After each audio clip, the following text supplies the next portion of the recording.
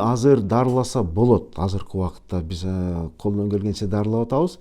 Эми анализде таптакыр урук жок болсо, жумурткасынан эт алып биопсия деп коет. Ошондон операция убагында карайбыз. Урук барбы, жокпу. Эгерде бар болсо, ошондон этти алып, анализге алып, ошол эттен азыр уруктарды отдельно чыгарабыз. Анан криоконсервация кылып коебуз да. Анан кийин булар экстракорпорально оплодотворение кылса болот, эко катарында жасаса болот буларды. Эгерде жанагы спермограмма анализинде же уруктун анализинде сперматозоидтер бар болсо, кыймылы начар болсо, атайын дарылар бар, аларды берсек болот, кыймылын көтөрөбүз. Анан таптакыр эле болбосо инсеминация деп коет, жанагындай ошо уруун жана пайызын көтөрүп туруп, кыймылын жакшы кылып туруп, анан келинчегин жатына дагы куйса болот, инсеминация деп коет. Эми анын жолдору көп аябай.